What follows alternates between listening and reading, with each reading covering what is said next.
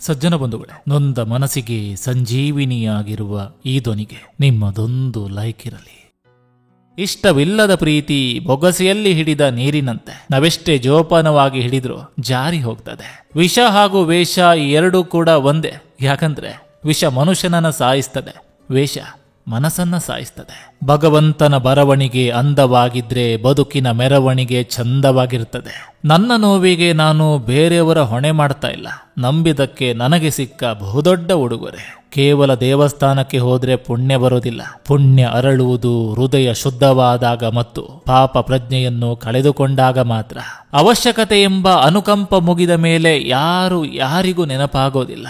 ಮಿತಿ ಮೀರಿದ ಕನಸು ಜೀವನ ನಾಶಗೊಳಿಸಿದ್ರೆ ಹಿಡಿತ ತಪ್ಪಿದ ಮನಸ್ಸು ಜೀವನವನ್ನೇ ಬಲಿ ಪಡೆಯಬಲ್ಲದು. ಸುಳ್ಳು ಹೇಳುವವರಿಗೆ ಉಪಾಯ ಜಾಸ್ತಿ, ಸತ್ಯ ಹೇಳುವವರಿಗೆ ಅಪಾಯ ಜಾಸ್ತಿ.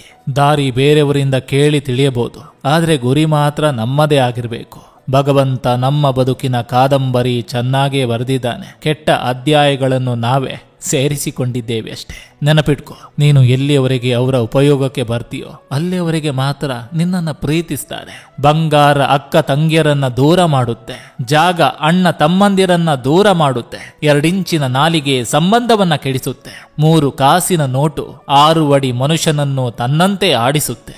ಮನುಷ್ಯ ಹೂಗಳಂತೆ ಬದುಕ್ತಾನೆ. ಮನದಲ್ಲಿ ದುಃಖ ತುಂಬಿದಾಗ ಬಾಡ್ತಾನೆ, ಮನಸ್ಸಲ್ಲಿ ಸಂತೋಷ ತುಂಬಿದಾಗ ಅರಳ್ತಾನೆ. ಈ ಅರಳಿ ಬಾಡುವ ನಡುವೆ ನಗಿಸುತ್ತಾ ನಗುತ್ತಾ ಬದುಕುವುದೇ ಜೀವನ. ಸಜ್ಜನ ಬಂಧುಗಳೇ, ಇದು ಇಂದಿನ ಸಂಚಿಕೆ ಅಂತ ಹೇಳ್ತಾ, ಈ ಸಂಚಿಕೆ ನಿಮ್ಗೆ ಇಷ್ಟವಾಗಿದ್ರೆ ದಯವಿಟ್ಟು ಒಂದು ಲೈಕ್ ಮಾಡಿ, ಜೊತೆಗೊಂದು ಕಮೆಂಟ್ ಮಾಡಿ. ಮತ್ತೆ ಮುಂದಿನ ಸಂಚಿಕೆಯೊಂದಿಗೆ ಅತಿ ಶೀಘ್ರದಲ್ಲಿ ನಿಮ್ಮನ್ನ ಭೇಟಿ ಆಗ್ತೇನೆ. ನಿಮ್ಮೆಲ್ಲರ ಮನಸ್ಸು ಪ್ರಶಾಂತವಾಗಿರಲಿ ಅನ್ನೋದು ಈ ವಾಹಿನಿಯ ಉದ್ದೇಶ.